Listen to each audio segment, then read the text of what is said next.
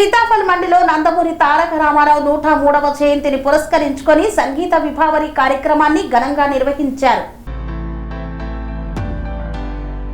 ఎన్టీఆర్ 103వ జయంతి సందర్భంగా సీతాఫల్ మండిలో నిర్వహించిన సంగీత విభావరిలో భావోద్వేగ దృశ్యాలు చోటు చేసుకున్నాయి. ఎన్టీఆర్ తనయుడు నందమూరి రామకృష్ణ తండ్రి జ్ఞాపకాలను గుర్తు చేసుకుంటూ కంటతడి పెట్టుకున్నారు. TDP party Secunderabad in-charge Vallarapu Srinivas ఆధ్వర్యంలో నిర్వహించిన సంగీత విభావరి కార్యక్రమంలో నందమూరి రామకృష్ణ మాట్లాడుతూ సినీ పాత్రల కోసం ఎన్టీఆర్ ఎంతో కష్టపడ్డారని తెలిపారు. గుడ్డివాడి పాత్రలో నటిస్తున్న సమయంలో ఎన్టీఆర్ కంటి చూపు కోల్పోయారని 3 రోజుల పాటు గదిలోనే ఉండిపోయారని గుర్తు చేసుకుని భావోద్వేగానికి గురయ్యారు. మాజీ ఎమ్మెల్యే తీగల కృష్ణారెడ్డి మాట్లాడుతూ తెలంగాణలో టీడీపీకి మళ్లీ పూర్వ వైభవం తీసుకువస్తామని తెలిపారు. అనంతరం నాయకులు నందమూరి రామకృష్ణ తీగల కృష్ణారెడ్డిని శాలువాలతో సత్కరించారు.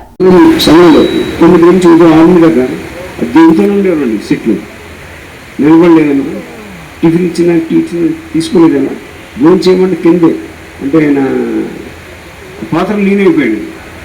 నగలేదు కూర్చొని అటు కింద కూర్చుని అంటే మంచిది తాగుతా అంత లీనమైపోయాడు.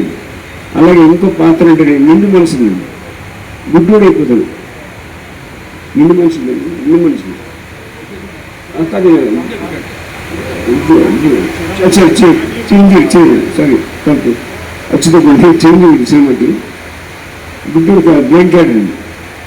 ఇది ఎట్లా చేద్దాం అట్లా చేద్దాం అంటే ఆ రోజుల్లో మరి కళ్ళు రెప్పలు కూడా చేయకూడదు. మీరు ఎట్లా చేయడం అంటే గుడ్లు తెల్లకుండా గుడ్డు క్యాట్ ఎలా చేయడం. ఇప్పుడు ఈ రోజులు ఇప్పుడు గ్రాఫిక్స్ అన్నీ ఆ రోజు లేవు కదా. అప్పుడు కాంటాక్ట్ లెన్స్ తెప్పించాను. కాంటాక్ట్ లెన్స్లో కూడా అప్పుడు హార్డ్ కాంటాక్ట్ లెన్స్ అనేవాళ్ళు అంటే గ్లాసు. ఈ మధ్య ఎక్స్టెండెడ్ వేర్ అని సాఫ్ట్వేర్ అని నేను వచ్చినాయండి కాంటాక్ట్ లెన్స్ని. అంటే వేసుకుని ఒప్పుకోవచ్చు. ఆ రోజుల్లో గ్లాస్ కాంటాక్ట్ లెన్స్.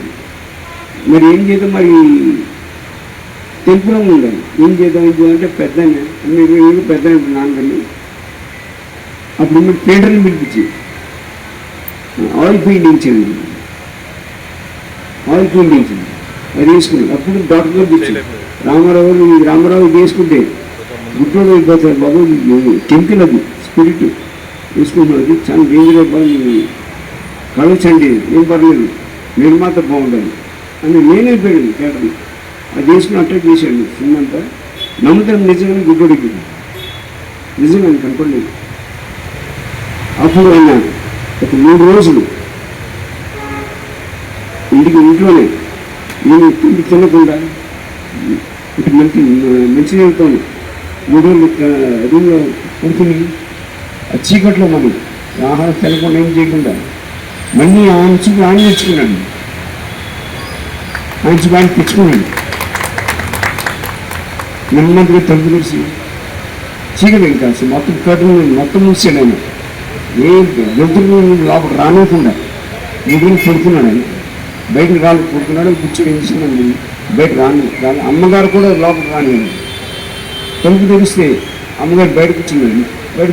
ఏం తారకం అమ్మగారిని ముగ్గురు తారకం ఇచ్చాడు. ఏమో తారకం ఏం చూపించాడు. ఆవిడ కూడా ముగ్గురు కూర్చుంది. ఇది అర్థమైతే ఇస్తామండి. మరి చుట్టూ చాలా రోజులు కానీ బుడ్డారెండా అలాగే నటుడుకున్నప్పుడు అంతస్థానం నేను క్యారెక్టర్ తీసుకుంటూ వెళ్ళాడు. ఇది ఇలా ఉండగా ఇంకో పక్క మన తెలుగు జాతి తెలుగు ఆత్మగౌరవానికి బలం జరుగుతుంది, అన్యాయం జరుగుతాయని గుర్తింపు లేకపోవడం మళ్ళీ తెలుగు జాతి ఆత్మగౌరవం కాపాడాలని పునరింపు చేయాలి. నేను ఒక తెలుగు పెట్టాను. తెలుగు దేశమే నా పార్టీ రాజకీయ పార్టీ పెట్టి 9 నెలల తెలుగులోపు ఉన్నాం. తెలుగు ప్రజలు వాళ్ళు అత్యంత మెజార్టీ గెలిపించి తెలుగుదేశం పార్టీని గెలిపించి వాళ్ళు ముఖ్యమంత్రిగా ఎన్నికతో చేయడం జరిగింది. మరి వారు ముఖ్యమంత్రి ఉండక అది ప్రజలు ఎన్నెన్నో సేవలు అందించాడు. ఎన్నో సంక్షేమ పథకాలు ప్రవేశపెట్టాడు. ఆయన సంక్షేమ పథకాలు మూలకారకుడు కథానాయకుడు మా నాన్న ఎన్టీఆర్. అసలు దేశంలో ప్రపంచంలో ఎక్కడ పెట్టలేదు ఇంట్లో సంక్షేమ పథకం వారితోనే మొదలైంది. కిలో ₹2 కానివ్వండి, పేద ప్రజలకు దుస్తులకు ఉచితంగా ఉండడం పక్కన నిర్మించడం కానివ్వండి, అలాగే ఆడపడుచు ఆశ్రయ సమాన హక్కు కానీ, అలాగే మైనారిటీ ఈ విద్యాలయం కానివ్వండి, ఎన్నెన్నో చేశాడు ఆయన. ఉంటాడండి దాని పెద్ద లిస్ట్ అనేది. అలాగే అన్నదానం కలిగించిన దానం మీద నమ్మి పాటించాడు ఆయన. ఆయన నట్టుకున్నప్పుడే ప్రజలు ఎన్నో సేవలు చేశాడు ఆయన. అలాగే మీరు అన్నట్టు అన్నదానం కలిగించిన దానం మీద 1985లో ఆయన ముఖ్యమంత్రిగా ఉన్నప్పుడు తిరుమల తిరుపతి కొండపై భక్తులు ఎంతమంది వస్తూ ఉంటారు. సోమవారం దర్శనం సమయం పడుతుంది కాబట్టి 4 ముద్దలు పెడతా ఉన్నాను అనుకుని స్వామివారి ఆశీస్సులతో, దాతల ఆశీస్సులతో ఇచ్చే అన్నదానం కార్యక్రమం మొదలుపెట్టి ప్రారంభించింది మన అన్న ఎన్టీఆర్. ఉత్సాహంతో మమ్మల్ని ఉత్తేజపరుస్తూ ఇక్కడికి విచ్చేసినటువంటి నందమూరి రామకృష్ణ గారికి శిరస్సు వంచి శుభాకాంక్షలు. అండ్ నాకు నోటెప్పుడు మాట కూడా రావట్లేదు. ముఖ్యంగా ఆయనకి కృతజ్ఞతలు తెలియజేసుకుంటున్నాను. నిజంగా మమ్మల్ని ప్రతి పూట ముందుకు ప్రోత్సహించేటటువంటి వ్యక్తి. నిజంగా అలాంటి వ్యక్తి అన్నగారి పుత్రరత్నంగా మాకు వెన్ను దన్నుగా ఉండేటటువంటి వ్యక్తి దొరకడం నిజంగా మన సికింద్రాబాద్ నియోజకవర్గం చేసుకున్నటువంటి ఒక గొప్ప పుణ్యంగా భావిస్తాను. ఈనాటి కార్యక్రమానికి విచ్చేసిన నందమూరి రామకృష్ణ గారికి, అదేవిధంగా వేదికను అలంకరించినటువంటి ప్రతి ఒక్కరికి కూడా పేరు పేరున హృదయపూర్వక ధన్యవాదాలు తెలియజేసుకుంటున్నాను.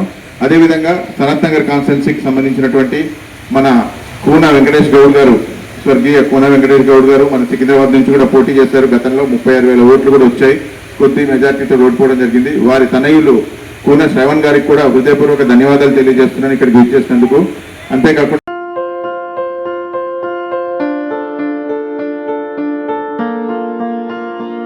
సంస్కృతి, సంప్రదాయం, ప్రేమ, ఆప్యాయత, రాజసం ఉట్టిపడే వేడుకలకు అనువైన ప్రదేశం ఎంఎల్ఎన్ కన్వెన్షన్ హాల్.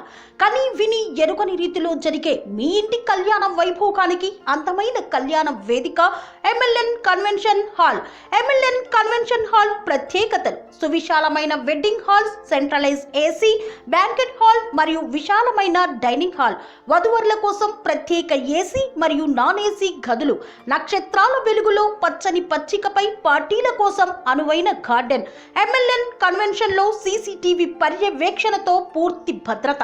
2000 వాహనాలు పార్కు చేసేందుకు సువిశాల పార్కింగ్ సౌకర్యం. మీ ఇంట జరిగే అన్ని శుభకార్యాలకు, పెళ్లి, reception, engagement, birthdays, get together, corporate events, ఏ ఇతర శుభకార్యాలకైనా అందమైన వేదిక ఎంఎల్ఎన్ కన్వెన్షన్ హాల్. బుకింగ్ కోసం సంప్రదించండి 7550438888 మరియు 7550428888. మా అడ్రస్ చీర్యాల లక్ష్మీ నరసింహస్వామి దేవాలయం ప్రక్కన, near outer ring road, Keesara junction, Cheeryal గ్రామం, మేడ్చల్ జిల్లా.